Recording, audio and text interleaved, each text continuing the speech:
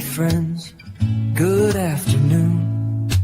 Come and sit down with me and don't leave too soon. Thank you for stopping in, thanks for saying hi. Together we can make a difference if we try.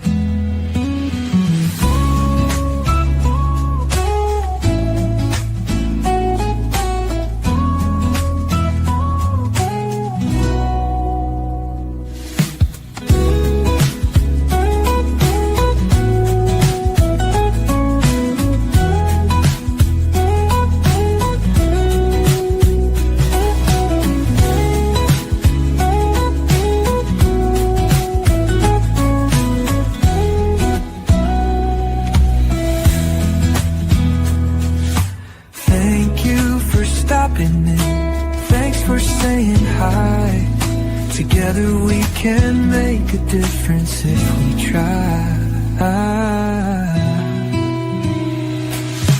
Hello there, my lovely friends. Good afternoon. Come and sit down with me and don't leave too soon. Thank you for stopping in. Thanks for saying hi. Together we can make a difference if we try.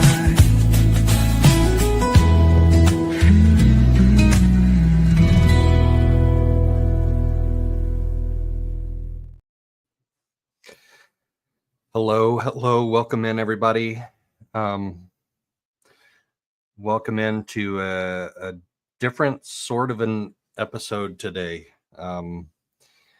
It's a little bit sad. It's really sad. It's tragic, and I just happened to stumble across it. So we're going to give people a few minutes to like wander in, get notification, and come join us before I really start getting into the details of it. Welcome. I'll just say welcome into Edie. Welcome in Carolina, Florida, PI Sam. Always good to see you, my friend. Danny and Pammy. Hi, Pammy. Trace on the case. And Trace says, I have no clue who this is. Most people don't. There is only one like semi-mainstream media person covering this, Annette Lawless out of Kansas. There is another content creator that did an episode on this case, and I'm not gonna say anything about that. I'm just gonna leave it there. That and the fact that one of the family members of the victim in this case said something about that content creator on their YouTube channel. So we'll just leave it at that. That's not how I want to do this. I want this to be a celebration of her life. But also knowing that I'm a true crime channel, and that's what most of you are who are joining me here today. We're going to cover the details of the case. There was no chase. There was just a case, without speculating about any of the parties involved. There's been some deep dives going on over the last week into the agencies that are involved in investigating this case. And there are some things that have come to light, not about this case necessarily, but just about the agencies in general. And hi, Ruby. Welcome in. Salty. Always good to see you, my friend. Salty's in here too. Let's see. So yeah, there's some interesting facts associated with this case. And I just happened to stumble across the Indy Cindy. Welcome in. Fur Baby's mom. Oh, I love that. Fur Baby's mom. I just happened to stumble across it accidentally on my trip to Indiana. Yes, Trace, it is a minor. This is the case of a person that went missing on June the 5th. So that was day one of Lori's trial when I was in Phoenix covering that. Didn't know anything about it. And then her body was found a week later on June 12th in a neighboring town in Oklahoma. 16 years old, a beautiful, beautiful young lady taken way too soon from this earth, and her funeral / celebration of life is today. We're going to try and cover that at the end of this hour and a half. Gosh, we're already 15 minutes in. No, we're 5 minutes in. Okay, good. Taken from this earth way too soon, and we have no cause of death. We have no manner of death. We may not for 90 days. You know me, I submitted a FOIA request immediately, and the state medical examiner's office said maybe 90 days before we have any type of report, which is crazy to me. 90 days. We'll get into that later too. We'll get into the multiple agencies that are involved in this investigation and some issues that they've had. But I just stumbled across it. If you look at my background here, you'll see Welcome to Hooker, Oklahoma, and it's in the panhandle of Oklahoma. Let's actually take a look. Let's go down. Let's look at a couple pin drops on Google Earth. Let's start with where I last left you on, okay, two lives ago from Boots on the Ground. So the last live Boots on the Ground that I did was Joe's Barbecue in Kansas City, which was pretty good.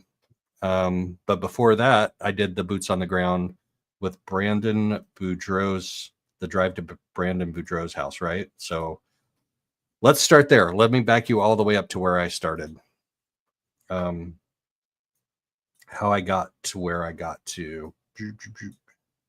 Start at 3875 East Phelps Street in Gilbert, which is where the shooting happened, where Brandon narrowly escaped with his life. The attempted shooting by Alex that Lori was just convicted of conspiring in.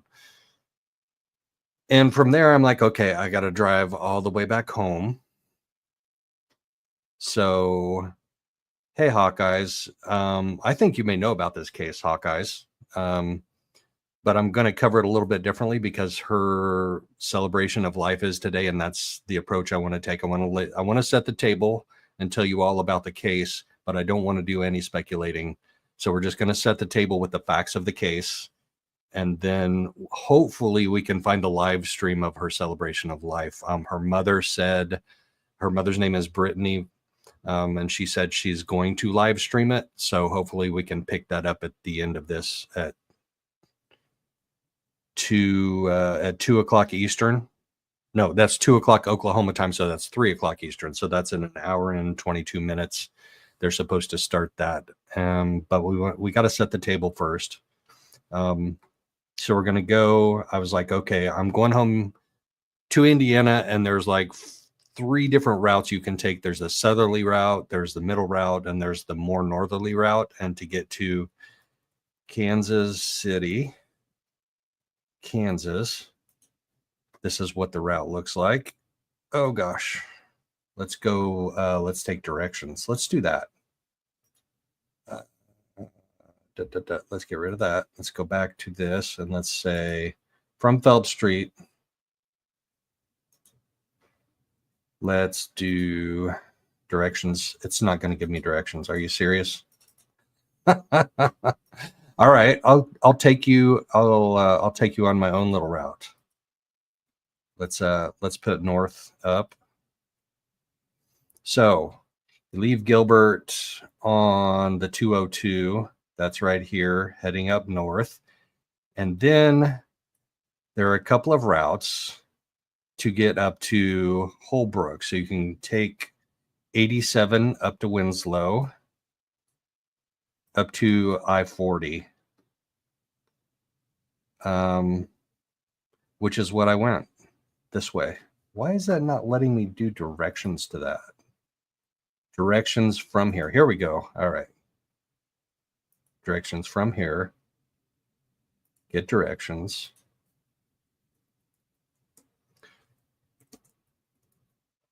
$38.75 East Phelps. Google Maps is so much easier than Google Earth when it comes to like directions.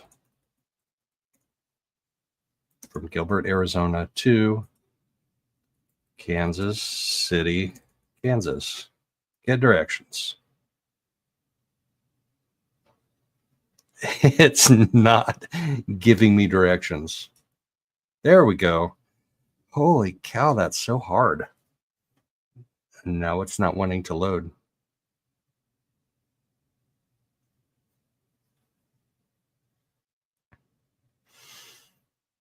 Wow. I have a terabit per second internet speed. So this is a Google Earth thing. This is not an internet speed thing. So we're just going to get rid of that. All right, we're going to ditch that idea. We're going to go to this little town that I ran across on US 40 in Oklahoma. And it's called Hooker, Oklahoma. And you can see that US 54 is the route that runs southwest to northeast. And I was on US 54 for a really good amount of time. Take the 202 to Ellsworth, right? It is, yes, Hooker, Oklahoma is in the middle of nowhere. But it's one of those little towns. Why don't we see the state lines on here? This was working earlier. I swear it was.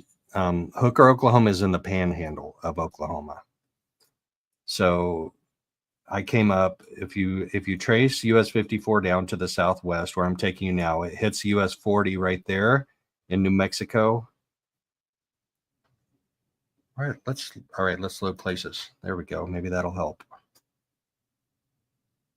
So I took the 40 east out of Arizona into New Mexico and then went northeast, and it takes you northeast into Texas and then into Oklahoma, and it's in the panhandle of Oklahoma is where Hooker is located.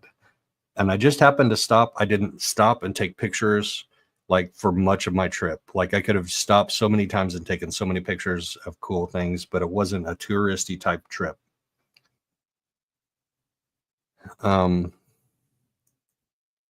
I stopped in Hooker, Oklahoma, and I took the picture that you see behind me, like on the south edge of town. So let's do a little drive through. Like all these little towns on that route are almost identical. Like the speed limit on US 54 is 65 miles an hour in between the little towns. And then you hit a little town here, you have to slow down to 45 or 35, and then you speed back up to 65. Of course, I was doing 72, 73, but not faster than that. And you slow down for a little town, and then you speed back up, and then there's a little bit bigger of a town, and then you slow down for that, and then you speed back up, and then there's another little town, and then there's Hooker, Oklahoma, which is this little town. And you can see from the picture in my background, so US 54 runs parallel with the railroad. Like you can see the railroad right there running next to it, right? So it's agricultural country, it's farm country. They farm all of this land around it, and then they harvest their crops and they bring it into the grain elevator, and the grain elevator loads it onto railroad cars and then hauls it off to the major cities, to do whatever they do with corn and wheat and soybeans. So it's basically just a little town in the middle of nowhere. And it looks a little bit like this when you come into town.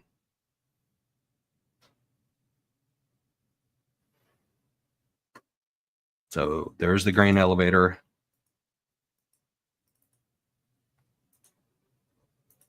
Holy cow, this is taking way too long to drive through. We're not going to drive through the whole town. I wonder if we can just drop on the north end of town, because there's also something that caught my attention, which is really why I stopped. So that's the south end of town. On the north end of town, so there's nothing in this town that's like fun for a teenager to do, right? It's just this little community. It's a small agricultural town, and there's almost nothing to do. And then in almost all of these little towns, they have this little one-story rundown motel on the end of town. So, of course, I had to stop and take a picture of that too. That's the Hooker Inn. Well, there's a truck right in the way. There we go. We can see that that's like a rundown motel. It's not as bad as some of the motels, but it's just like there's one in every one of those small towns. And so I stopped and took a couple of pictures for some reason. No idea why I did, but I did. And then when I got to my next hotel room an hour and a half outside of Kansas City. I Googled like your usual true crime stuff that you Google for Hooker, Oklahoma. And we came up with this case. And it's heartbreaking. So let's take a look at what I found when I got to my hotel room. There's a news article about it, about London Valdez.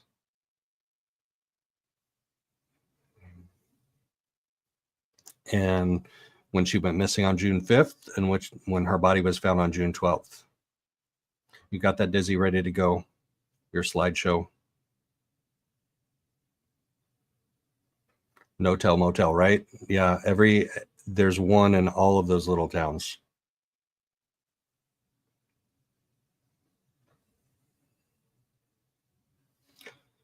And she's just this beautiful young lady, and she disappeared on June 5th.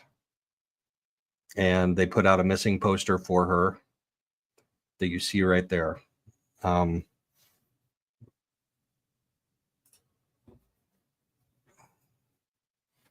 the missing poster, last seen, Liberal, Kansas. So Liberal, Kansas is a little town that's northeast of Hooker. I'm gonna show you the pin drops here in a minute of where Liberal is. Then they say contact Liberal Police Department, Hooker Police Department, Guyman Police Department, or her grandmother, Liz Taylor. She left home from her grandma's house in Liberal, Kansas. So her grandmother, Liz, lived in Liberal, just up the road, just up US 54. She had phone contact with her sister, Paris Valdez, on the morning of June 7th. And they defined that as her date of death. But she wasn't reported missing until June 9th. And then her body was discovered near Forgan, Oklahoma on June 12th.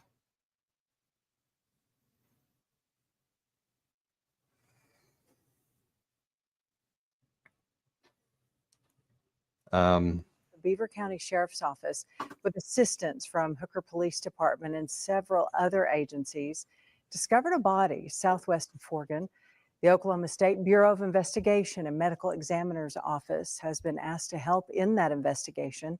The District Attorney's Office also has been requested. The Beaver County Sheriff's Office says there is currently no threat to residents in surrounding communities. Nearly every Windows user.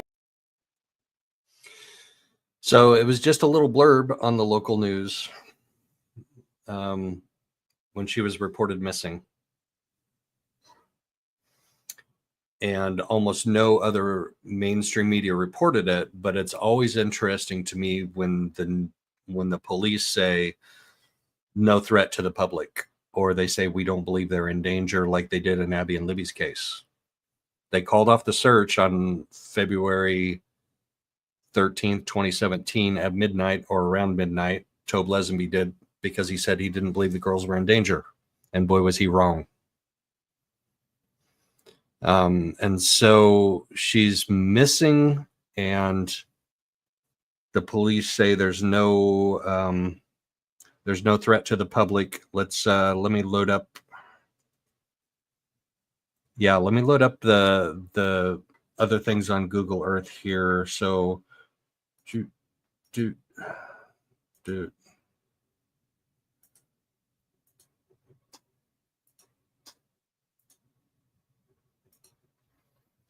All right. Let me share this. The pin drops on Google Earth. So there's Hooker, Oklahoma. Guyman, Oklahoma is the next bigger town to the southwest. You can see that's a little bit bigger of a town than the other small towns around there. They probably have more things to do. She was known to hang out around Guyman, is what they said on the missing poster. She was last seen up here in Liberal at her grandmother's house on June 5th.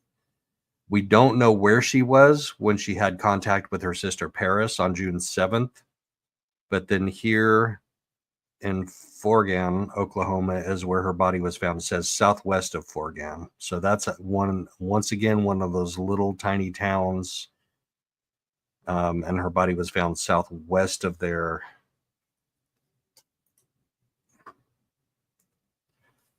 And then, so there are a couple of young men that were mentioned in that missing poster or on social. I think it was on social media.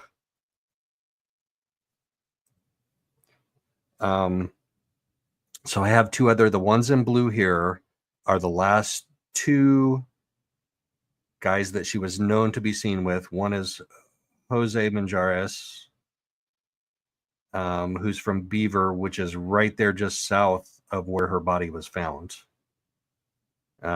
Beaver, Oklahoma. That's also in Beaver County, Oklahoma. So there's a city called Beaver, and then there's a county called Beaver, Oklahoma. And one of the other young men that she was last seen with, his name was Braden Brown, and he's from Woodward, Oklahoma, which is, as you can see, quite a bit further away than these other small towns. So where was she last seen with these young men? Did they like pick her up in Liberal, like where her grandmother lives? Did they go for a ride? Like, what were they doing? And I just want to reiterate that her mother said, her brother Brittany Valdez said, please no speculating about what might have happened. So I'm not speculating. I'm just reporting the facts that she was last seen with these two young men before her body was found. And one of them lives really close to where her body was found. It's just the facts. No speculation about what might have happened. But we can say this.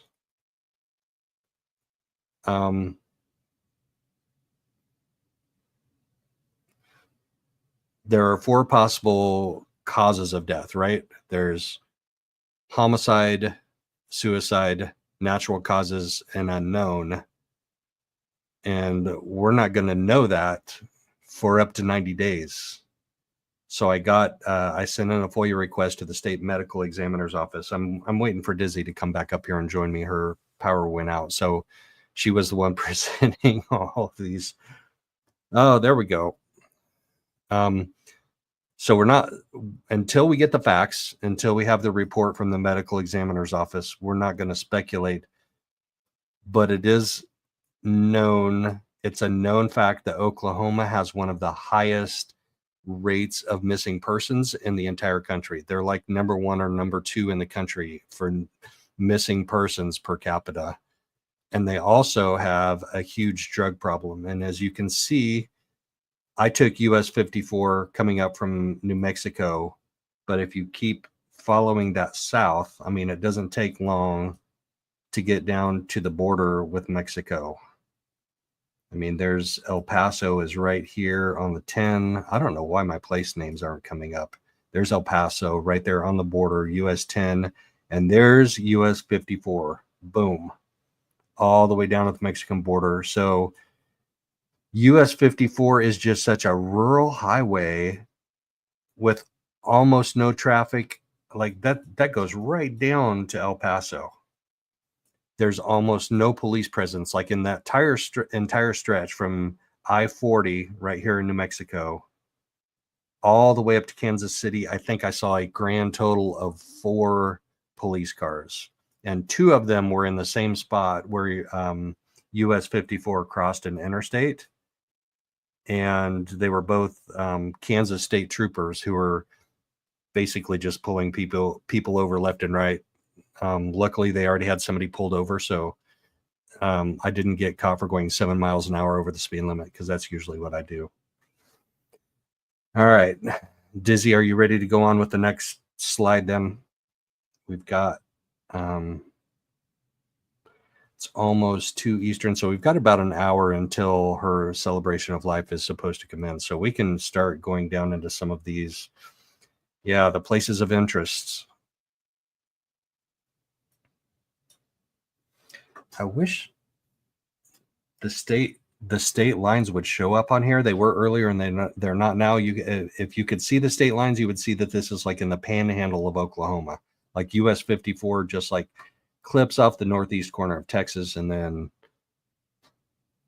the just the panhandle of Oklahoma.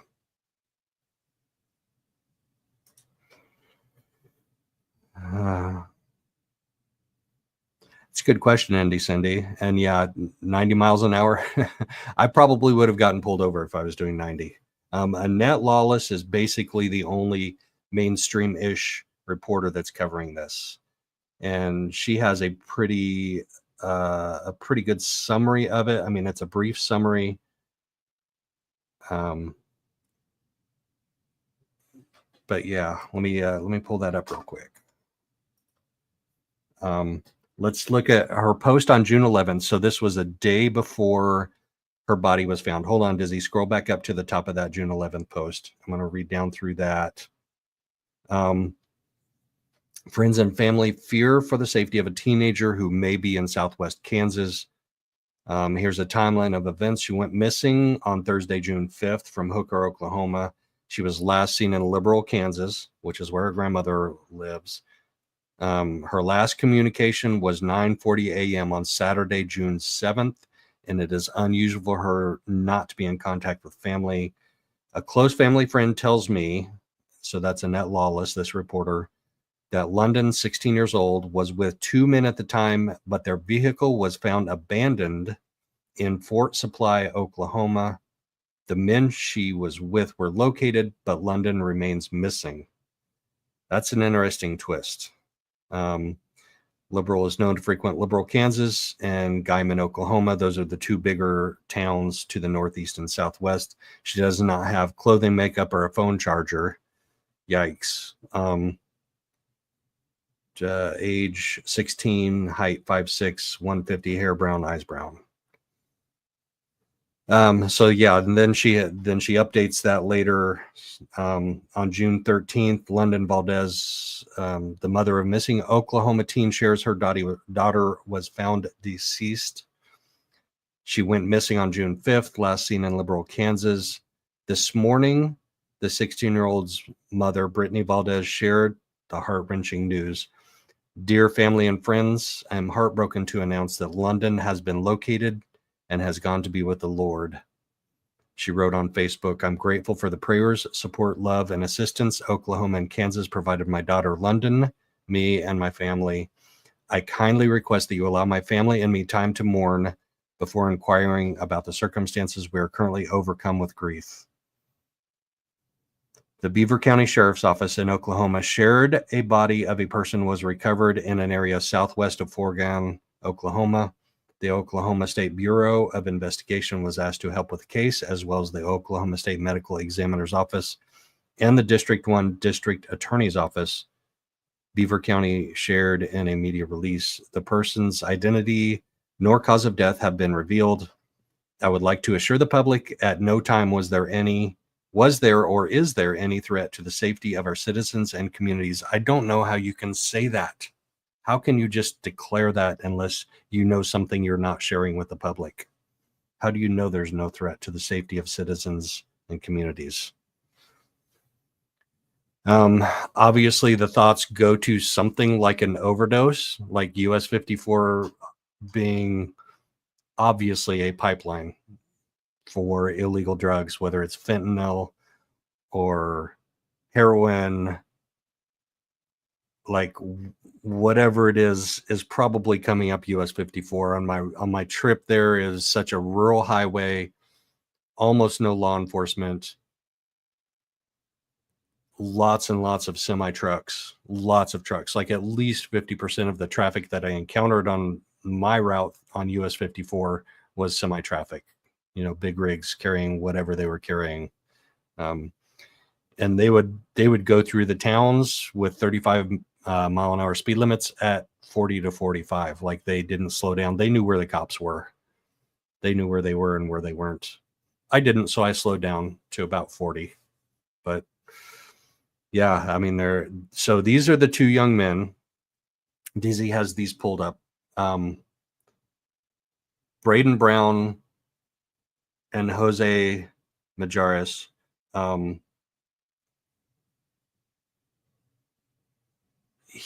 So Braden Brown is the one that was from further away in Oklahoma, like way off to the southeast. And this is from Tyler Valdez. I think this is one of her sisters, maybe, or her aunt. I can't remember off the top of my head who Tyler is. I know Paris is her sister. I know Brittany is her mom. I know Liz Taylor is her grandma. Tyler, I'm not as familiar with. Maybe it's her aunt. If you know a Braden Brown of Woodward, Oklahoma, turn his ass in or info, please. So the family knew who she was last seen with. He was from further away, Woodward, Oklahoma. Jose was from Beaver, Oklahoma.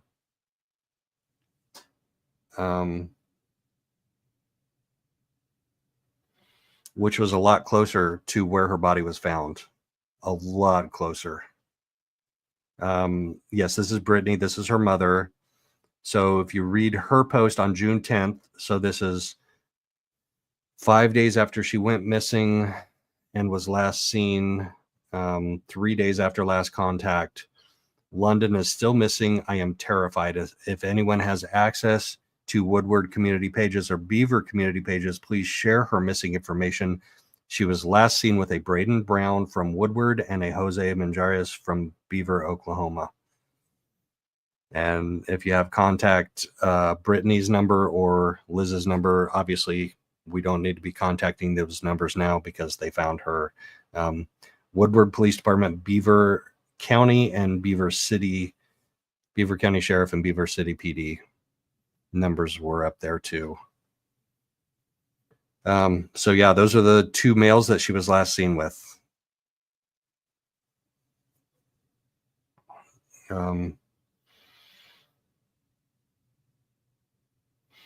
Her last post, her last Facebook post. So she was active on social media. She was active on Facebook. She has a YouTube channel, but it's from like 6 years ago. So when she was like 10 years old, shows a completely different London. It's really cute. She only has like 3 videos she did. It's like anything you would expect from a 10-year-old. It's kind of cute, but not really helpful right now. So she reposted this from another Facebook post. Those relationships where the chemistry starts off great always end with a DV charge. That's interesting, right? That was her last post. And Johnny Ray is her uncle, right? That's the post below that. Her uncle's asking her on Facebook to call or text. And Don Don is her nickname, London Don Don. Then Juice posted the cops know everything. I know the whole town of Beaver knows. The girl that works at the police station goes around gossiping. We don't need to get into that. But on the bottom, the post from Brittany, her mother. That's interesting. No,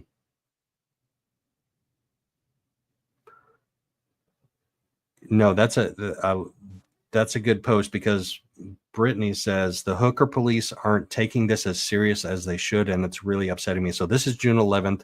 This is the day before her body was found. This is ridiculous. Too much time is going by, and I feel like we aren't being listened to.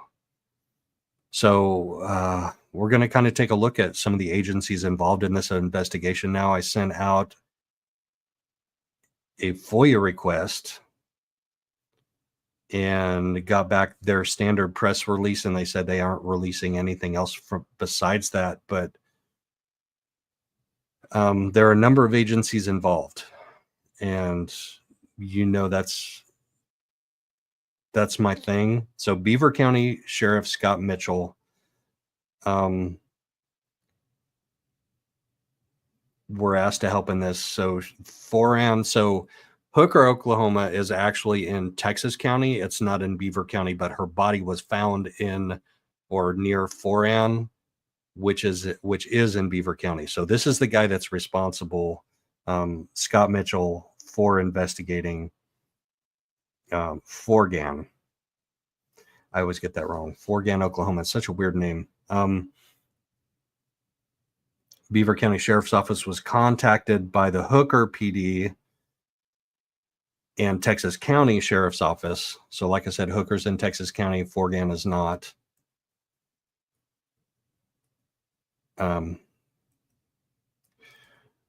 Right, 13th juror, London and Paris. Yeah, that's I'm sure they were close.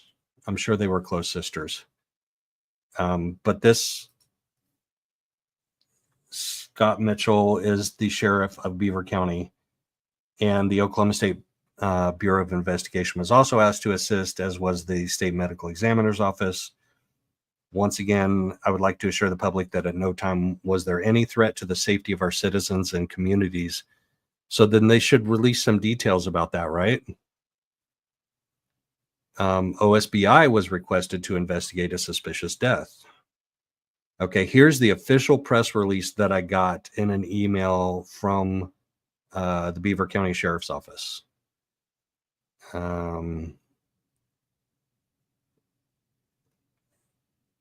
At the request of assistance from Hooker PD and District 1 Attorney Task Force, the Texas County Sheriff's Office, we recovered a deceased individual in an area southwest of Forgan, Oklahoma, in Beaver County, Oklahoma.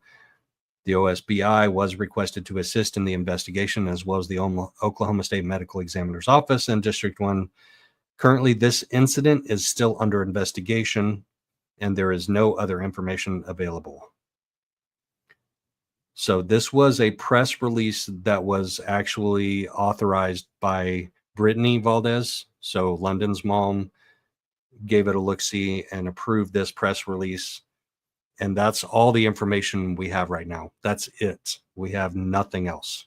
Like, no mainstream media is reporting on this.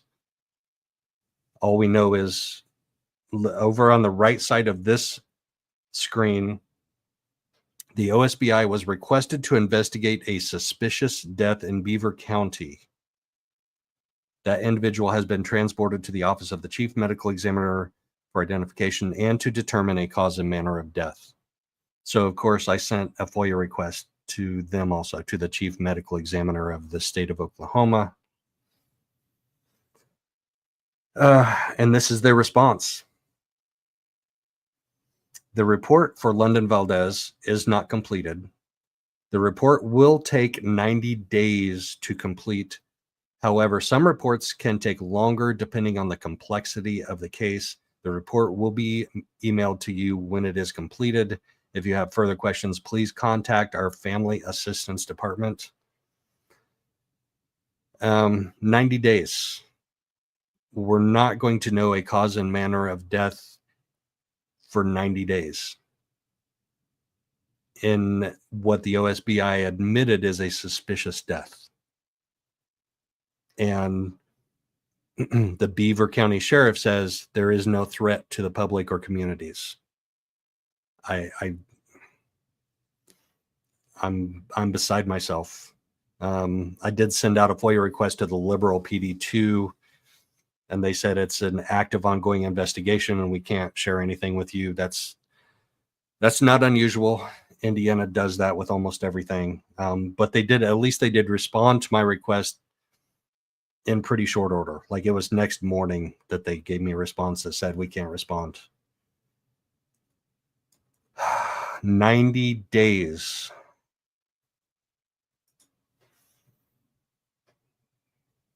So here are the different agencies. Let's take a look at the different agencies involved in the investigation. Jamie, was it an inside crime? I really don't think so. I mean, we can, I'm not going to speculate. I'm just going to say that I wouldn't be surprised if it was in, I'm not going to speculate, but we know that's US 54 is a drug corridor. And we know that in small rural communities, addiction is a problem. And I mean, that's a possibility. That's one of many possibilities that she OD'd. I mean, and if she was with other people at the time. They may not have known how to handle it, but there are other possibilities, and we're not going to know until the police, law enforcement investigating this fill us in on the details. You would think so, Jamie, right? You would think they would be transparent. They would just like come right out with any information they had to tell us why they think there's no threat to the public or to the communities after a suspicious death. We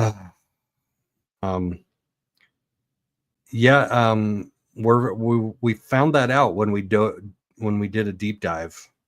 Indy Cindy, trafficking in humans and drugs in Oklahoma is heavy, and I can see that. I mean, if you look at the highways that go through Oklahoma, where they start and where they end, I can see where that, and the statistics that we looked at when we did a deep dive into this, Oklahoma has a problem with a lot of things, and the law enforcement associated with this, I have some questions for them. So let's take a look at those. So Scott Mitchell, he was previously the 911 coordinator for Beaver County, and then he got elected as county sheriff. So it sounds to me like it's the same deal as Indiana, where it's a political position that is elected by the public. So you don't have to have any law enforcement experience to be the sheriff of a county. So probably a good thing that the OSBI got in on this, but he's also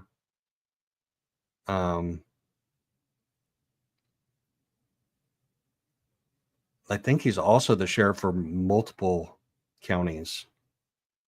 No. That was the DA. All right. I'm getting ahead of myself. Don't let me get ahead of myself here. So the different city police departments that were involved: Woodward, Liberal, Hooker, Guyman, and Beaver. The Beaver Police Department, the city of Beaver, Oklahoma, interviewed Jose. They're going to be getting a FOIA request from me, but I probably don't expect it to be fulfilled anytime soon. The D1 Drug Task Force. So here we go into the drug thing again. There are 13 drug task forces in Oklahoma. And they've identified this area, especially, US 54 among a couple of other key highways, as basically drug pipelines, as problematic areas that need to be checked out.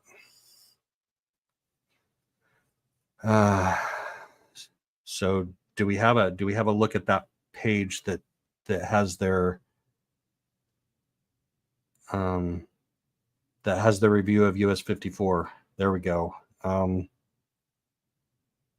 Is this the one where they talk about US 54? Let me scroll up a little here. The statewide approach to combat Oklahoma's drug enforcement problem has been established through the Drug Task Force. A unique localized drug enforcement response has been created. I wonder what that is, because like I said, I drove for miles and miles and miles of US 54 from Texas, or from New Mexico through Northeast Texas, through the panhandle of Oklahoma, and I saw almost no police officers. Oklahoma, so look at this top paragraph here, extensive. So they're identifying problem areas that are basically susceptible to trafficking drugs, and probably humans too. It includes interstates, public-private airports, rail lines, riverports, transportation infrastructure supports, increasing transportation demands. There actually wasn't a ton of traffic on US 54, so it's probably going to be the way it is now for a long time. They'll just repave it every 5-10 years. The major highways are interstates 35, 40, 44, and 75, the Indian Nation Turnpike, and U.S. highways 54, 56, 64, 69, 81, 83, 287, and 412. US 54 is the main route from El Paso, Texas to Missouri. So they have identified US 54 as a problem. I just don't know what they're doing about it. I don't know if anybody does.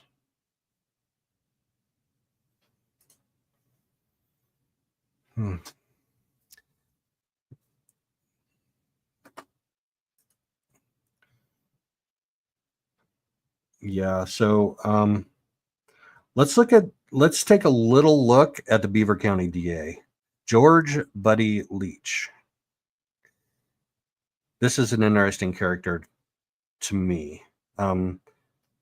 So in my time driving through New Mexico, Texas, Oklahoma, Kansas, in that area of Hooker, there's a large minority population. A lot of, I would guess, are Native Americans, and this guy is not. No, you had it right. Let's look at this.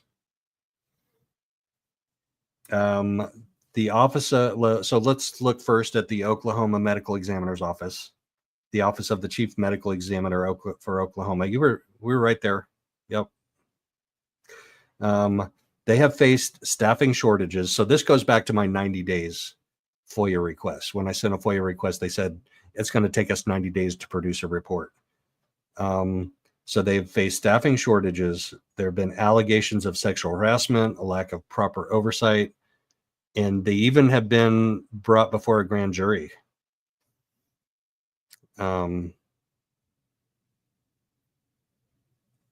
So 90 days is like their goal. That's like the fastest that they're going to come up with a medical report. Like that is their goal now, is to have medical examiners reports with cause and manner of death and tox reports within 90 days. But let's look at George Buddy Leach, the DA also. Let's look at, he's got a couple of little scandals that went on in his office.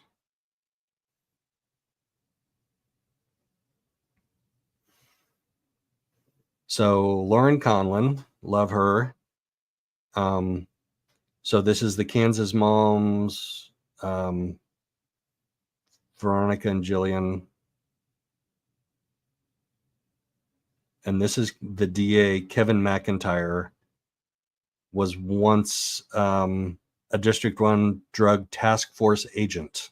So this is the same guy that's now the DA of Beaver County and like 3 other counties in the area. He had personal ties. He was charged with embezzlement. Is that the same guy? No, Buddy is the DA. So this is just a District 1 drug task force agent. Okay, I'm getting him confused. We'll get it straightened out. Kevin McIntyre was a drug task force agent. He was charged with embezzlement, and he has ties to that Kansas mom's murder case.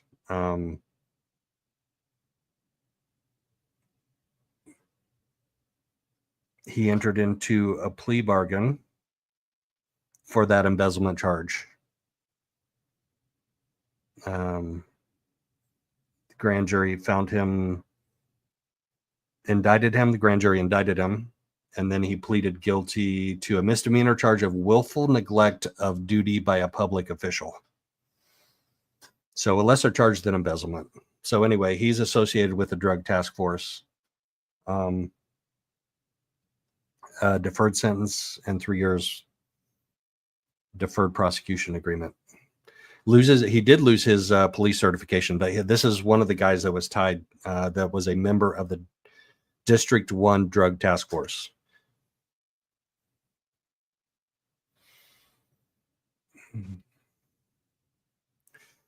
This is the Texas County DA's office. This is the one that I was thinking of when we checked into McIntyre's case. Texas County, Oklahoma, June 11th. This is like a week before I went through, guys. This story is from a week before I went through.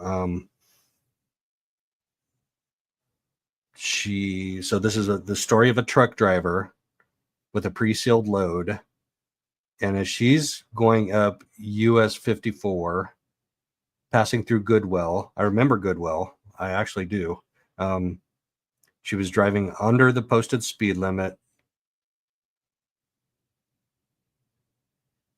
And got pulled over. So DOT is pulling over, doing an inspection. So they're basically getting into this scheme/scam.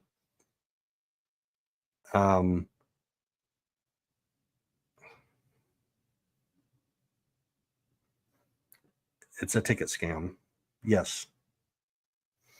So through the task force and in association with Buddy Leach's DA office, they would pull truck drivers over and offer them a deferral agreement if they paid the DA's office directly.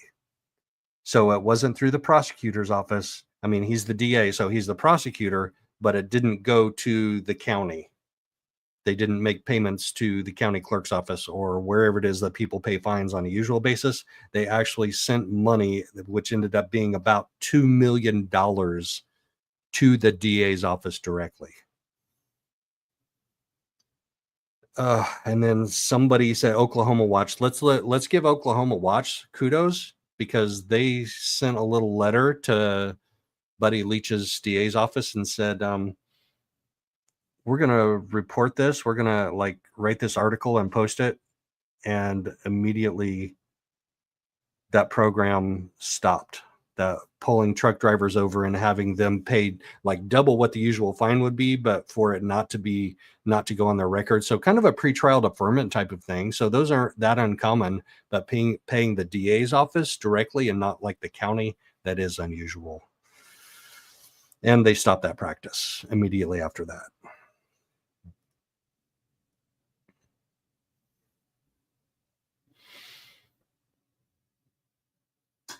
Yeah, so the OSBI also has their own issues. Now they're overseen by a commission, but there was a report that talked about embezzlement, racial slurs, complaints against the director, sexual abuse of a minor. I mean, the OSBI has their own problems too.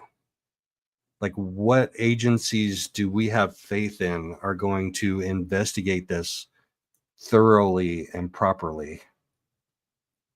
I don't know. I don't know what the answer is. Right, Hawkeyes. They say pay double the fine and it won't show up on your record. Right.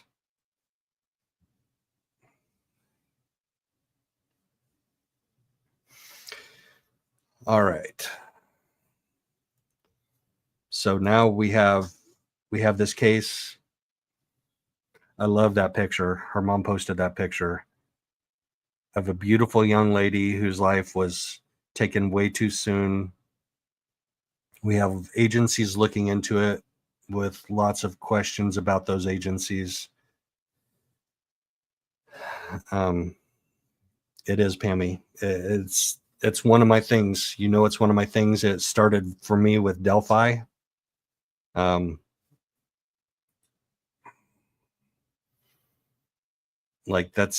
have a problem with the way that Delphi PD and the Carroll County Sheriff's Office and the Indiana State Police and the FBI handled that investigation. I think we have a handful of 3 law enforcement agencies or 3 law enforcement agents that all combined in that. Ferenczi being one of them, who's no longer alive, who were really honestly investigating that case. So we won't get into that now. Today is about London. And one of the things that I want to do with also celebrating her life is to bring some exposure to this story and maybe put pressure on those agencies that are investigating to do a thorough, good job of investigation. At this point, we have no answers and we have a bunch of questions. I wonder if the families have any more answers than we have, obviously we won't know for maybe some time.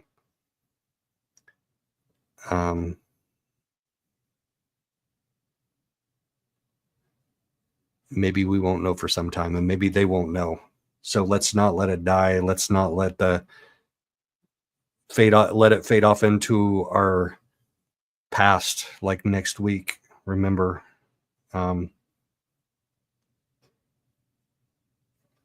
that's a good point.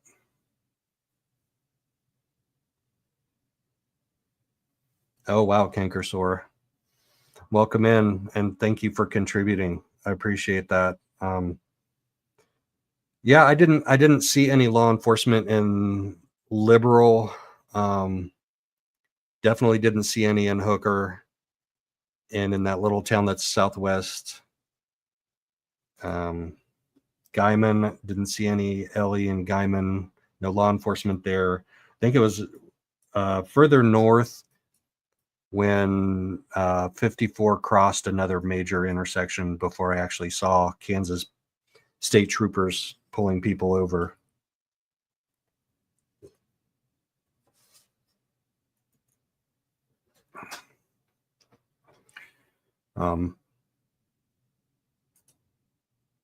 Wow. So yeah, Annette Lawless is the closest to mainstream media we have covering this. And she's out of Kansas, and she specializes in missing persons, especially teenagers. And her webpage is just chock full of them. Like I had to, when I went to look up this case on London, and I went to her webpage, I had to scroll down and down and down and down and down before I found London, because there are just so many missing people in Kansas and this part of Oklahoma. Hold on, I got to mute.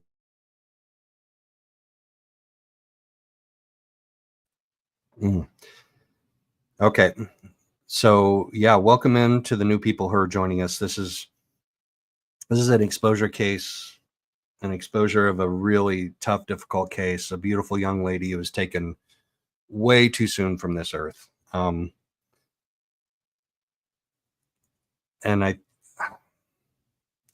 we have so many questions and so few answers that I want to talk about some of them, but I also want to celebrate her beautiful life. So we can probably pull up her memorial page. Hold on, I'll stop that. There we go. Yeah. So this is the obituary that was written and posted, and I'm just going to read through it. London Valdez, 16, of Hooker, Oklahoma, passed away June 7th in rural Beaver County, Oklahoma. She was born July 14th in Liberal, Kansas, to Brittany Valdez and Johnny Barnes. London was taking online classes to fulfill her GED. In her spare time, London had a big heart for rescuing animals. She also enjoyed playing softball, listening to music, and hanging out with her friends. Her biggest joy was the time she spent hiking at Red River, New Mexico, or in the mountains, and driving around Ponca Lake with her mother, Brittany. London shared a special bond with her older sister, Paris, and they spent many hours sharing secrets, jokes, and laughing. London had a big heart for other people and was always there for anyone who needed her or just needed someone to listen. She was particularly kind to the underdog. Her family says she was very loving, kind, had a great sense of humor, and a beautiful laugh. London was always putting others before herself. Hold on, I'm not done yet.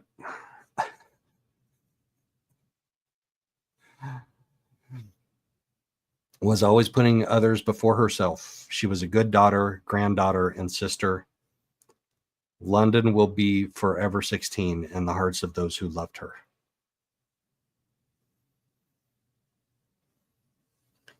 That's so tough.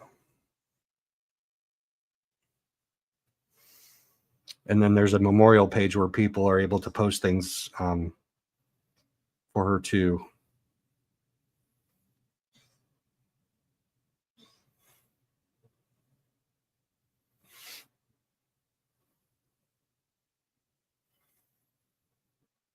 Wow. She was just getting to that age, just getting to that age.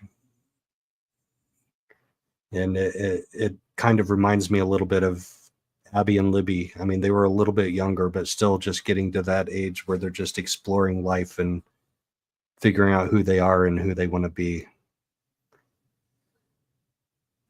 Do we want to look at the comments on her mom's Facebook post? There were a lot of people that posted on her mom's Facebook post of that news, and there are some really touching things in there. Oh my gosh. Wait. Slow down. Go back up to the top one. I don't want to go to sleep because I know tomorrow I have to bury my baby.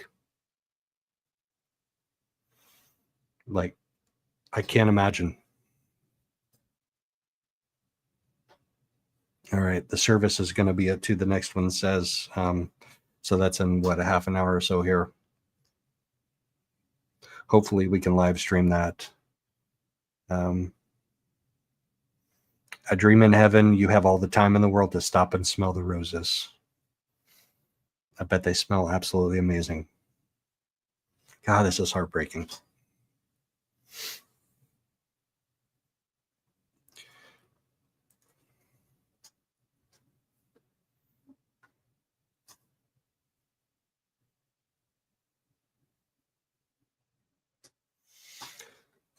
Yeah, let's go down to the actual post where she announced it and look at the comments on there.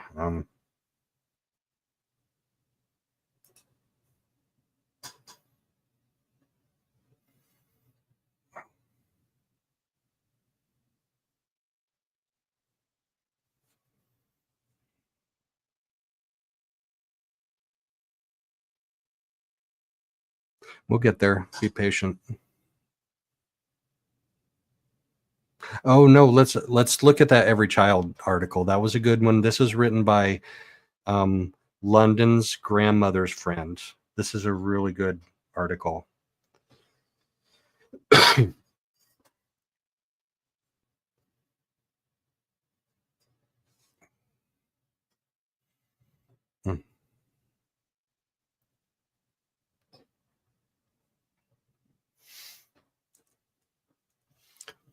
Are you able to pull that up?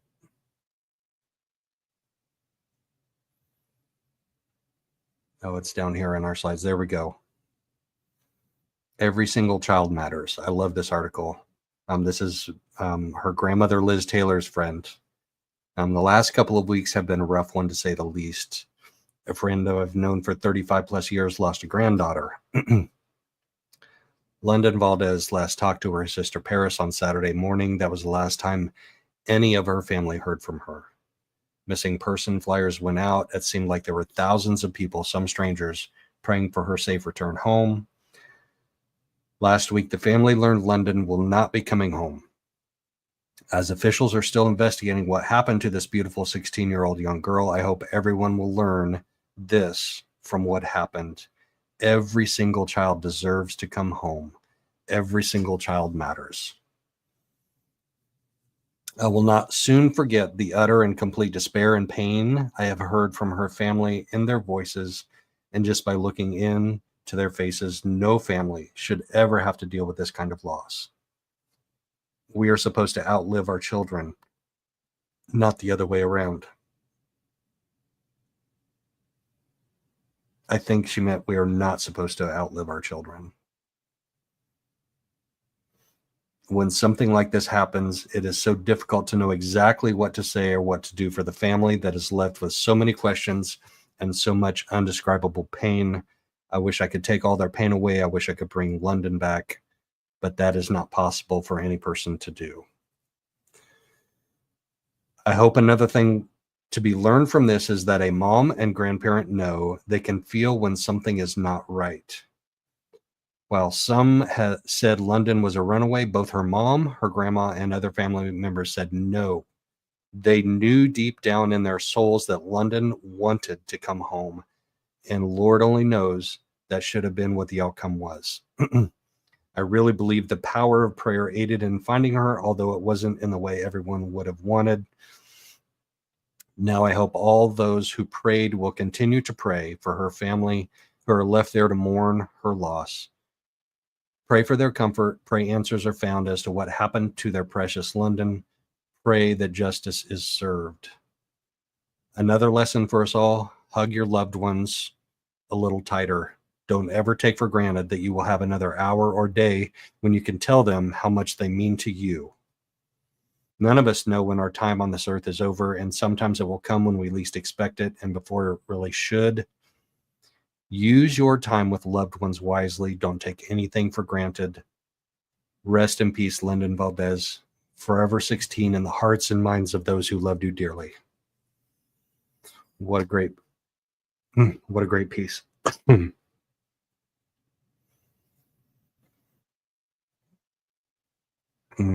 So now we have the comments.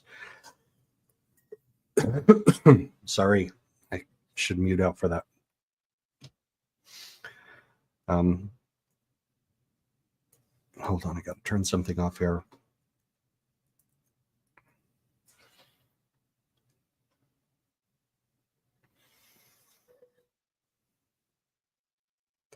Yeah, that was a beautiful piece, right? And people have said some things on her Facebook post too. So on June 13th, so the day after her body was found, is when her mom Brittany posted on Facebook her announcement.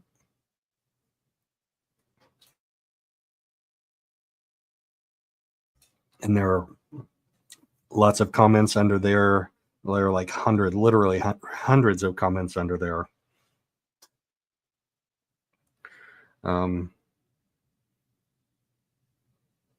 The usual condolences.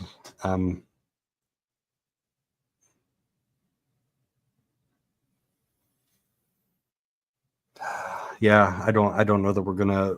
I mean,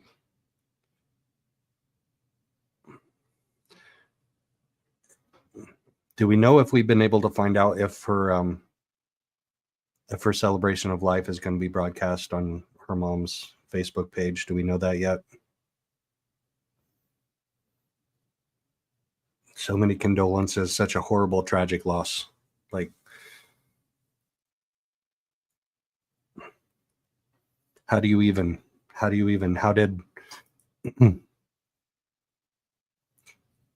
she hasn't posted? Okay. That's a good question. Who found London's body? We don't know. All we know is that those two young men are the last people that she was seen with, and their car was found abandoned at the fort, and then her body was found. So we don't know if they found that based on their interviews with one or both of those individuals. We don't know at this point. It's a good question. Hold on. Let me pull that up. So they started a GoFundMe, and I usually hesitate to share these because we know that people will use these, for scams. And I've done the best vetting that I could do, and I think this is legit. So that's why I'm sharing it, and I'm not asking you one way or another to contribute. If you feel like you can and want to, that's fine. And if you don't, that's perfectly fine too. But it's up there, and we're going to share it because her mom is a single mom. And this is her friends. This isn't Brittany herself that posted this GoFundMe. It's her friends that know that she's struggling right now that posted this GoFundMe. This is her mom. Brittany Valdez lost her precious and priceless daughter, London. And her sister, Paris, lost her sister. And Liz lost her granddaughter, Brittany is a single mother and she will be off work for an extended amount of time. As you can imagine, the costs of putting together an unexpected funeral are depleting. Brittany will have to travel back and forth from her home to her mother's. So that's from Hooker, Oklahoma to Liberal, Kansas in the coming months. If we could alleviate some of the expense related to this tragedy, it would mean that Brittany, Paris, and Liz could focus on each other. So that's that. Yeah, Hawkeyes. I mean, when I drove through the town, all of those little towns, it was just like, it was heartbreaking to see that. I mean, they have a couple of grain elevators. They probably don't even use those grain elevators anymore. I mean, maybe they do, and a bunch of dilapidated houses and fences and some RV parking areas. They call them RV parks. And usually those RV parks are like 5 dilapidated, 40-year-old RVs, sitting sideways in somebody's yard. And then, like I said, those 1-story motels that are dilapidated, run down. It was like a theme. There were literally dozens of those little towns.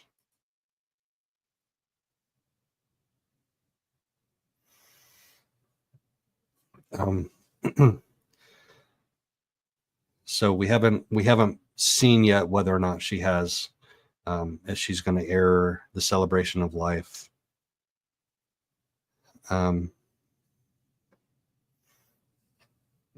we already gone through that whole PowerPoint, the whole slideshow? That was fast.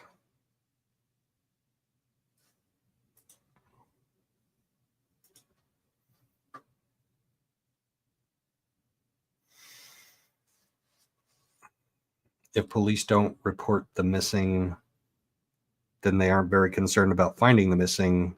It's irresponsible and sus. And we saw that on Brittany's post on the 11th. She was getting frustrated. And thank you for that super chat, by the way, Indy Cindy. Thank you so much. We saw on Brittany's Facebook post that she was getting frustrated with the Hooker PD not taking it seriously. She was like, I don't know how I can get them to take this seriously. And obviously she felt like they weren't. And that's a problem. Hold on, I'm pulling up Google Earth one more time, because we're talking about how these little towns, and I'm talking about how these little towns are about the same. And when you've been through one, you've been through a whole bunch of them, which makes it even more frustrating and dangerous for a teenager in those small towns, because what do they do for fun? What do they do to entertain themselves? I mean, her obituary said that she liked to play softball, but that's what, 3 months out of the year at the most? What are you doing the other 9 months out of the year? Even if you do that full time and you're just like playing softball April, May, June, July, what are you doing the other 8-9 months out of the year? What do you do for fun? So those 2 other individuals that she was last seen with were from neighboring towns, and she liked to go to neighboring towns. She was up at her grandma's in Liberal. She was down in Guyman a lot. She didn't like to hang out in Hooker, Kansas, or Hooker, Oklahoma a lot, it seems like. And I can't blame her. There was literally the only thing in that town that was noteworthy to me as I drove through. I mean, obviously the Hooker Inn, I had to stop and take a picture of that, but there was a Love's gas station / truck stop in the middle of town. That's it. That was the only thing that town had that I could see from US 54.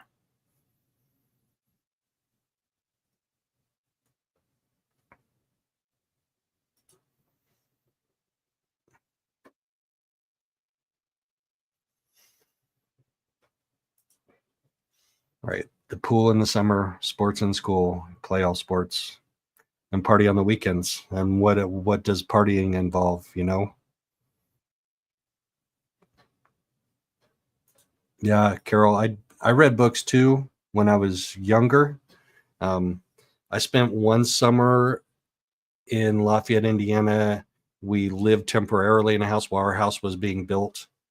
That was 6 blocks from the public library. So my sister and I would go with our wagon down to the library once a week. We would fill up that wagon with books and we would go home and we would do our best to read all of those books that we filled up in the wagon. Yeah, but that was when I was younger.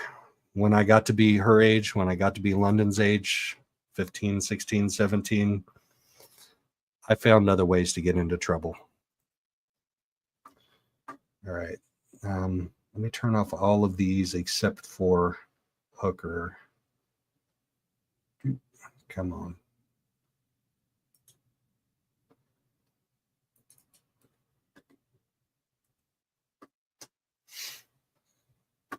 All right, we're going to take a little drive through Hooker, Oklahoma.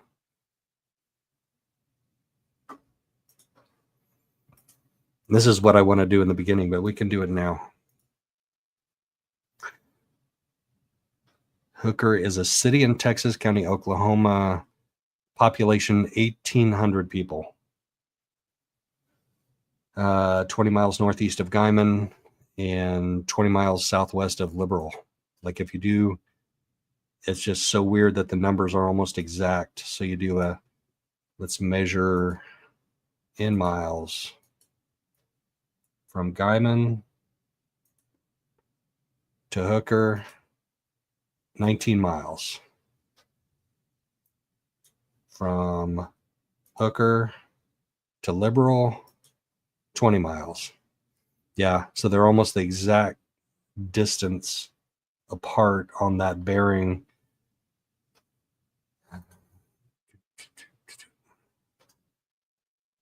So here's where we see the speed limit change when you're coming into town.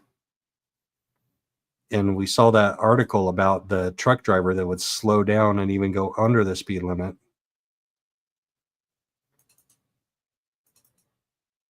No, stop, stop, stop. We don't want to see the pavement. Oh, for crying out loud. There we go. So this is the southwest bound lanes. So Google Street View, why is it doing that? No, we don't want to look down. I'm going to make somebody seasick. No, it keeps wanting to point down at the pavement. That's funny. There we go. If I just click on the arrow, this is a lot slower than actually driving in.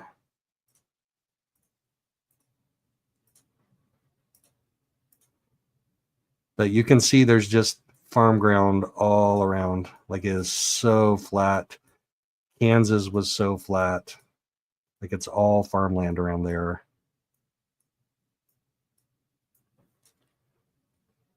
There's that 65 mile an hour speed limit sign. Wait, what happened to my arrows?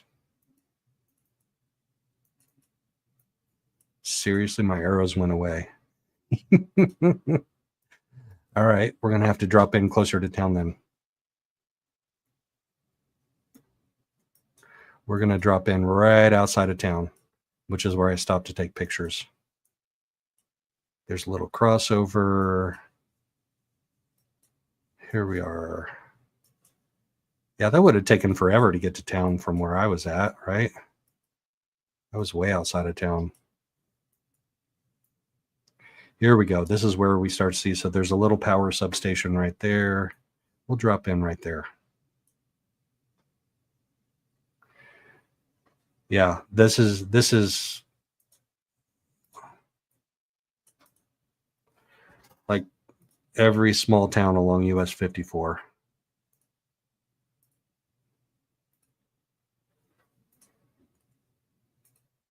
There are the grain elevators. I can't tell if those are still in use or not. I know in the little town that I grew up in Indiana, they're not. They got torn down in like the 80s, like the late 80s.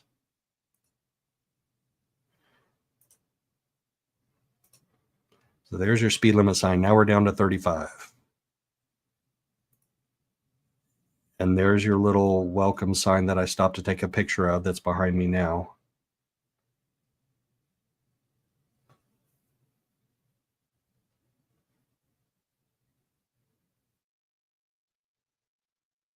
There's a little abandoned business right there.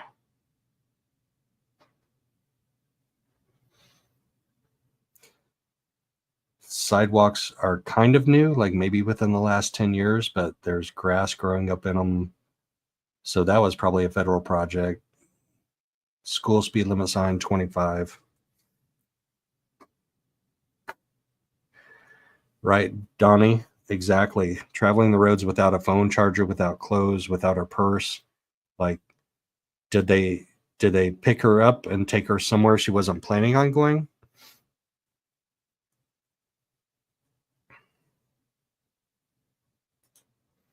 That's the curious part to me, is she didn't take a phone charger with her wherever she went.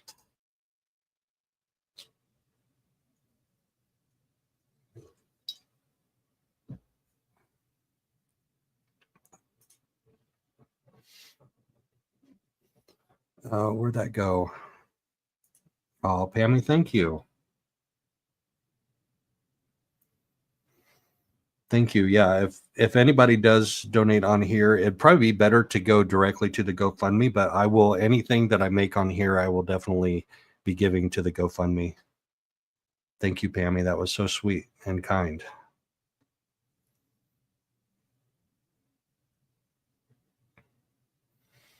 Wheat, corn, and Milo. What is Milo? Hawkeyes, you're going to have to tell me about that. Like, I'm from Indiana, and I don't know what Milo is. I know wheat and corn and soybeans, but I don't know Milo.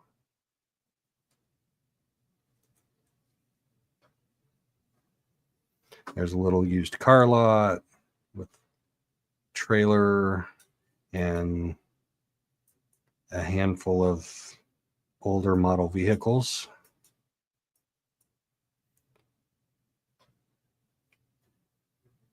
What is that shed right there? Don't know what that is. Oh, it's an old gas station.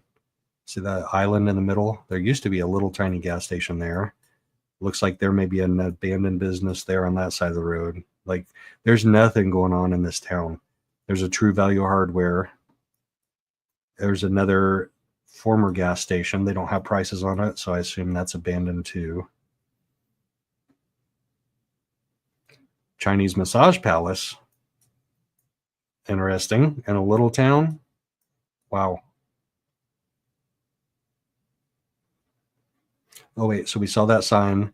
So the sign to Liberal, Kansas, Buffalo, and Hardesty are off to the right. There's the Love's gas station in the middle of town. Nothing on the left side at all. Grain elevators coming up. Oh, what happened there? So literally the Love's is the only modern thing that we've seen in this little town. Even that Chinese massage place was like ancient. There's a gas station. The Cenex gas station across from the Love's.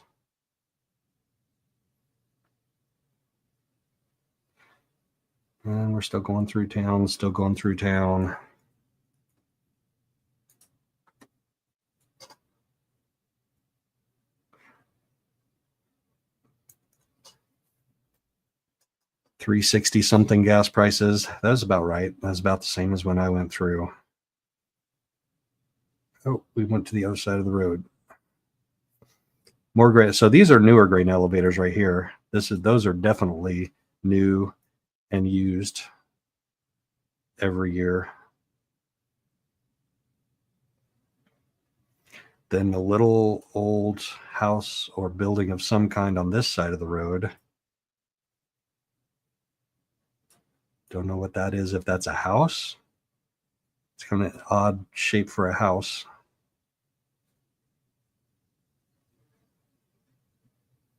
Still 35 miles an hour. You got to make sure you don't like start going too fast too soon.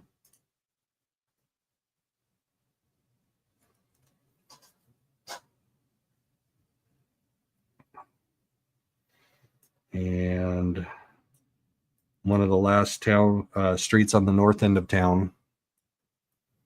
There's the grain elevator, and there were lots and lots of semi trucks. It's funny I don't see them. Yeah, okay, there's one coming towards us on the other side of the road.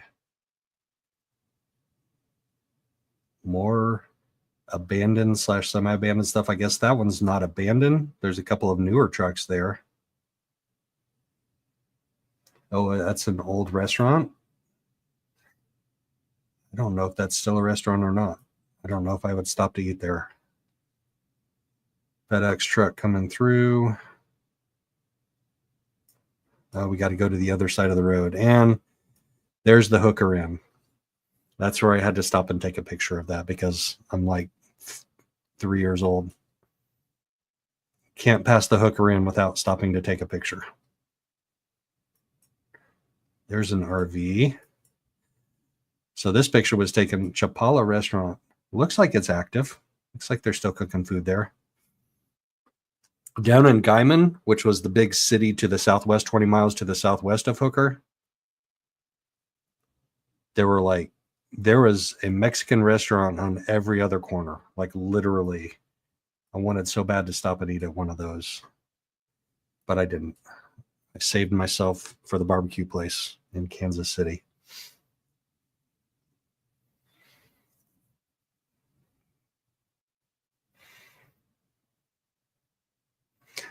Yeah, right. There are no people anywhere. No people anywhere. I gotcha. I'm with you on that.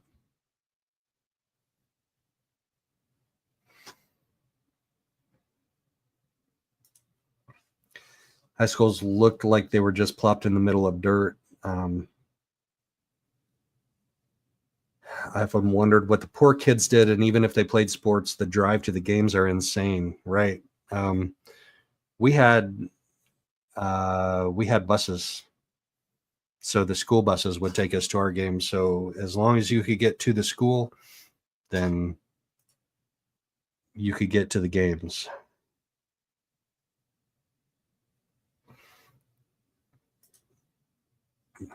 They do.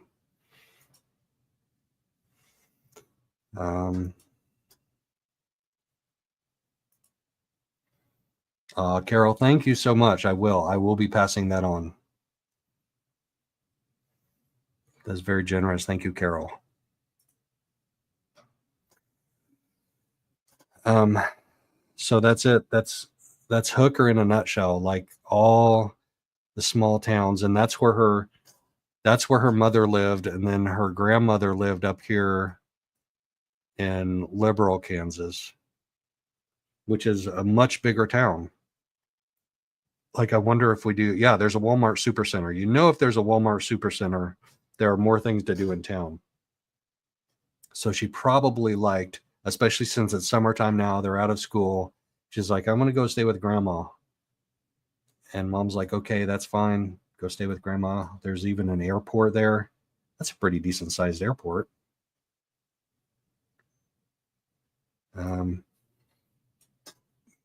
Yeah, there's the Walmart Supercenter. This is where grandma lived. So for some reason, my place names aren't showing up. So I'm going to do a search for Liberal, Kansas, just to confirm that I'm in the right spot.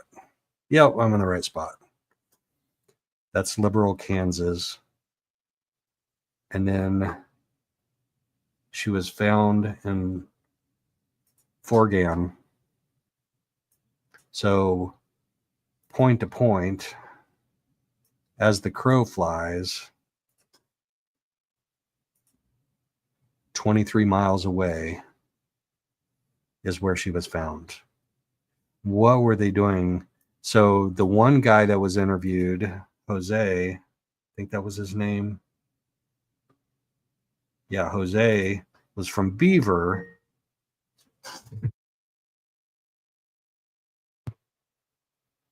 So was he driving her to his house from grandma's house? Like, why didn't she take her phone charger with her? Sorry, Alexa was going off. Why Where was she going without her phone charger? You know, let's see if we do directions from Liberal to Beaver, Oklahoma. Oh, it's not going to let me do directions. Are you kidding me? Yeah. Anyway, that's a half-hour drive, probably, on the back roads. I mean, unless you're really speeding. As the crow flies, it's 27 miles, so that's at least a half an hour drive, maybe more. Where he's from, we have so many questions.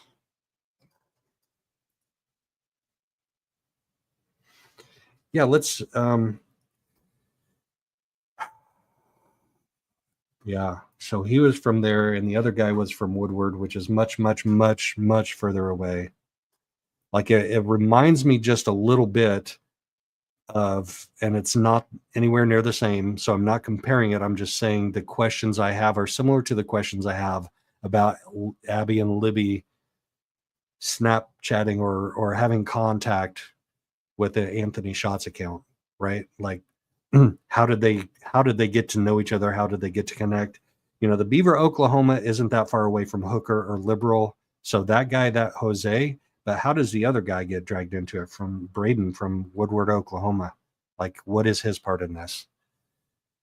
But yeah, if we're not going to be able to play her, if we're not going to be able to stream her celebration of life, and we're still trying to figure that out, if we're going to be able to find that, we can at least look at her mom's Facebook page and her mom's tributes to her and her memories of her. I think that's the way to go to help celebrate her life, is through her mom's eyes and posts.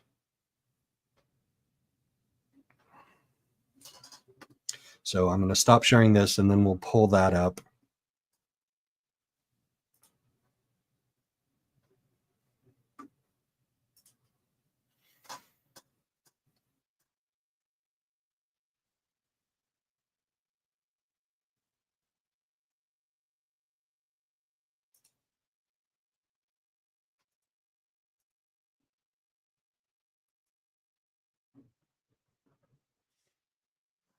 All right, here we go.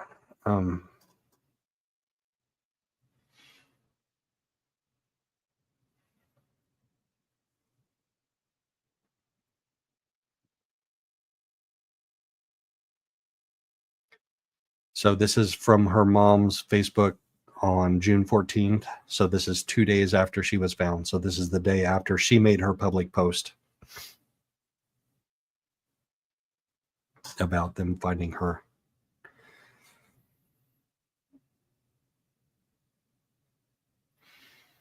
And so many thoughtful comments from friends.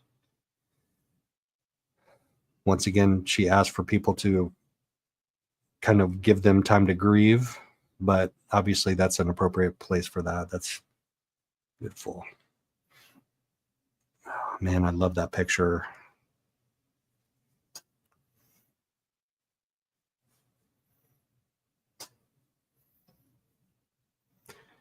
You know, we can be critical of social media, and I'm often critical of my own social media, but it's also provides a means for people to go through the grieving process. Like I love that part of it, that people are able to go and share their memories. Like it was that way with me and Charlie, being able to share my memories of him. That's just such a beautiful picture right there.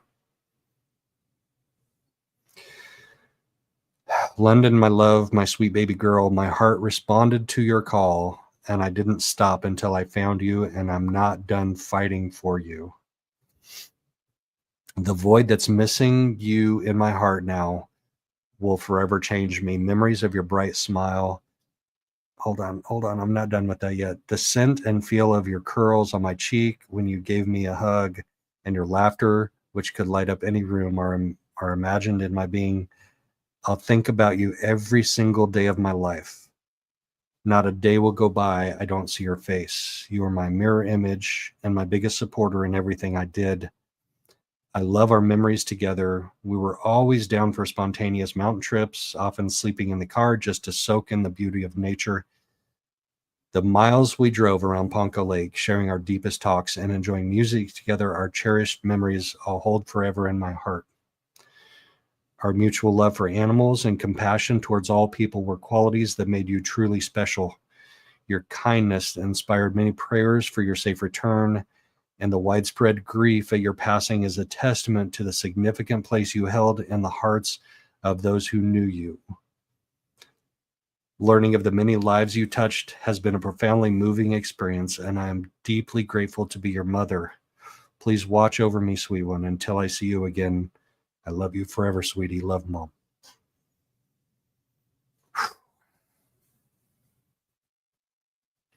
Yeah, she needs justice, whatever form that's in. Mom needs justice. London needs justice. Paris needs justice. Wow. Very eloquent, very well spoken.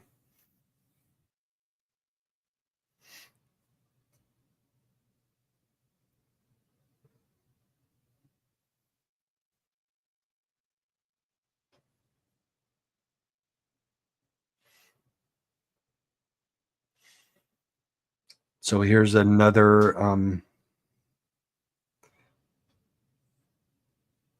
this is the GoFundMe again. It's not just for her daily expenses, but it's also to help with funeral expenses.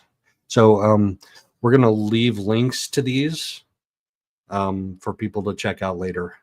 We'll post those. We'll post these. So you'll have a link to the GoFundMe. You'll have a link to the different pages we're sharing with you, to the PowerPoint with all of the slides. So here's an interesting one, though, that she posted on the 17th. So this is 5 days after London was found. Regrettably, I must issue this statement to counter the spread of false information regarding London's death. In contrast to certain claims, London was not SA'd and left unclothed in the woods. There's also speculation circulating. As her case remains under investigation, I respectfully request that all speculation and presumptions be suspended to enable a thorough investigation of her case. Thank you. And we can just pray that she does get a thorough investigation from all the agencies involved.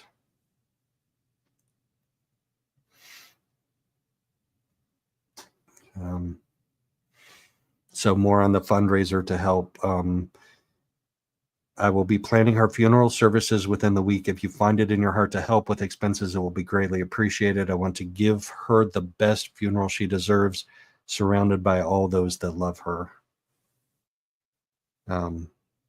Hope she can see how loved she is.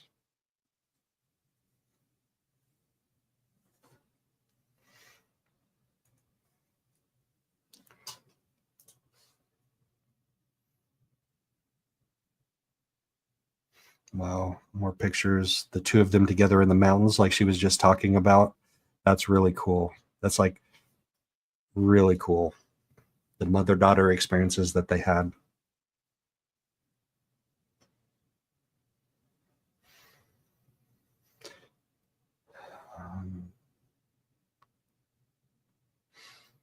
So that was the obituary we saw earlier from Robert's funeral home.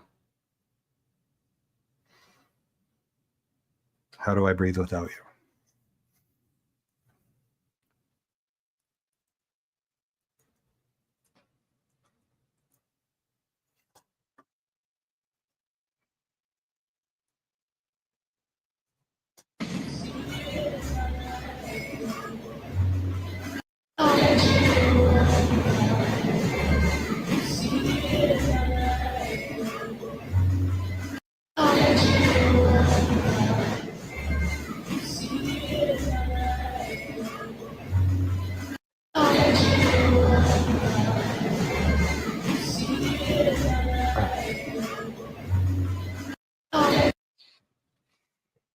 Beautiful, just beautiful.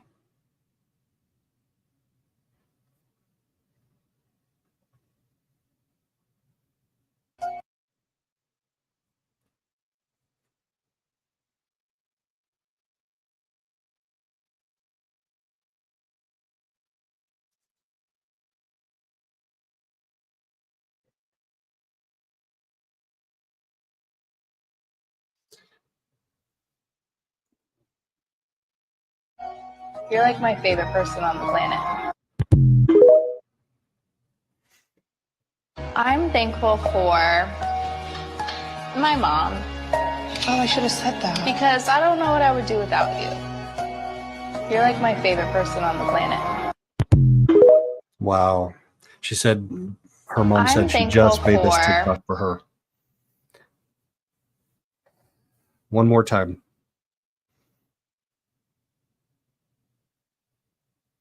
I'm thankful for my mom. Oh, I should have said that. Because I don't know what I would do without you. You're like my favorite person on the planet. Wow.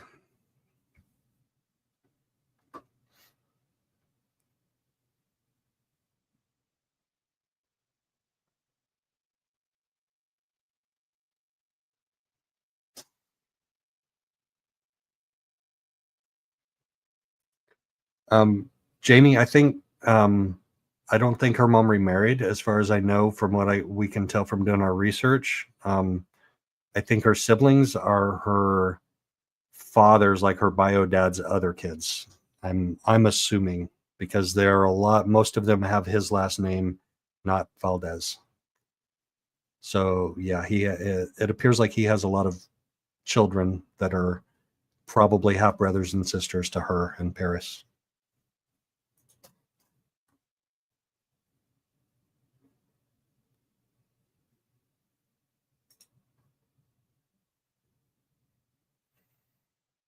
Now I see you in the sunrise. I feel you when the sun shines. I see you in the starlight. I feel you when the moon shines.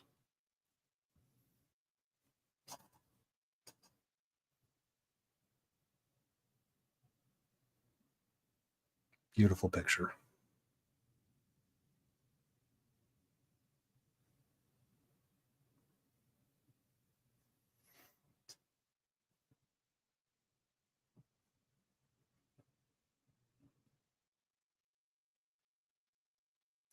See right there, she says, I will live stream her services for those who cannot attend. So we're trying to find out where that's at, and if we can co-stream it. If not, then we'll do the best we can to celebrate her life right here.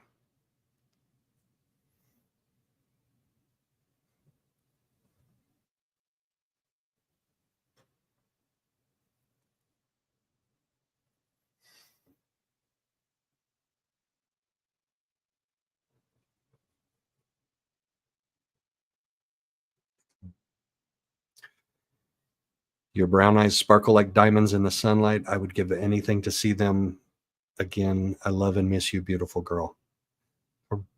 Like, her mother clearly loved her and cherished her, and their time together. I mean, she wasn't a runaway. She did not run away. This is something else.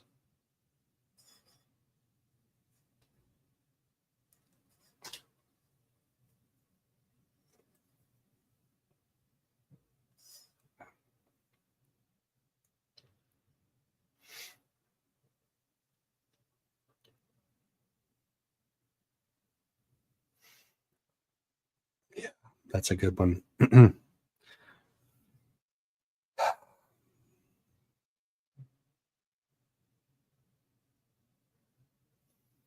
Heartbreaking.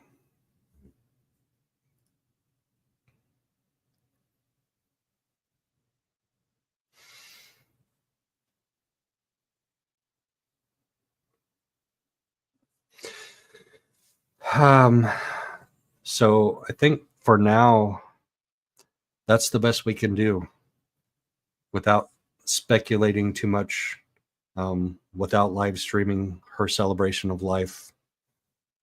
I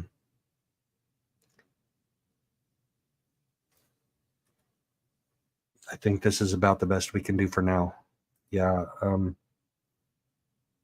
Thank you, everybody, for joining me on this little journey, this little side trip that took me off the main road. How do I always end up on these paths less traveled, shall we say? Mojo Rising, thank you so much. I appreciate that. So we're at a quarter after, and there's no Facebook live feed at this point. So you saw who it is. So if you want to check in on her Facebook page and see if there's a celebration of life on Brittany Valdez's Facebook page, I mean, it's a public profile, so hopefully that will be public too. But if she's not sharing it right now, then I'm not sure that we have any options for that either. But thank you for all you have done. Thank you for the super chat, the super stickers. I'm going to put that directly into the GoFundMe to help out Mom. And thank you all for being here to support me and to support London and help us find justice for London. Let's make sure we're keeping an eye on this case and on the investigation. I will let you know. I sent out multiple FOIA requests. The only two that responded to me were Liberal, Kansas, where her grandmother was. They said it's an active investigation, so we can't share anything. And then you saw the state medical examiner's office response. It could be 90 days or more before we get cause and manner of death in the tox report. So we just need to make sure we stay on top of it and hold the investigating agencies accountable. We explored where there were issues with some of the agencies not related to this case, so they can still, do their job and do a good job and help find justice for London and Brittany and Paris and Liz. So that was my whole idea on this once I found out about this case. So thank you all for hanging with me for the last hour and 45 minutes. And I will keep you updated on any new news and information I get. Thanks for everybody in chat. Thanks to my mods. And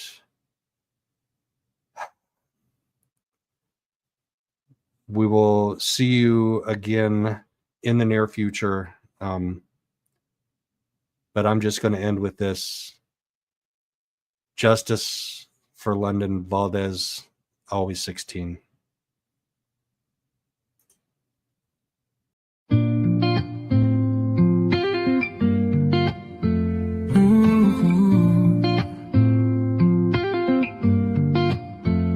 See you soon, my lovely friends. Have a good afternoon. Don't forget to stop back by and see me real soon. Thank you for stopping in. Thanks for saying hi. Together we can make a difference if we try.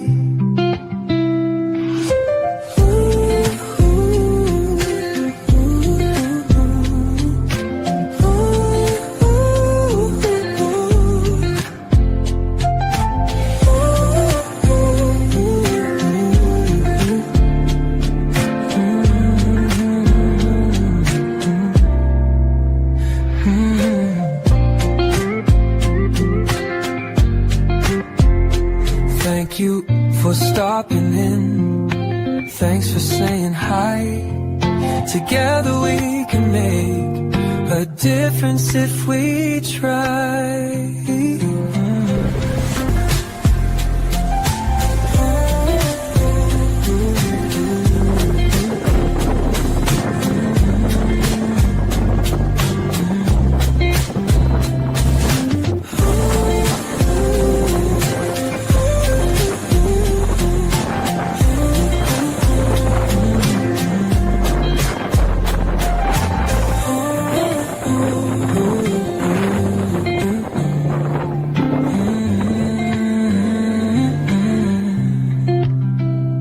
Thank you for stopping in. Thanks for saying hi. Together we can make a difference.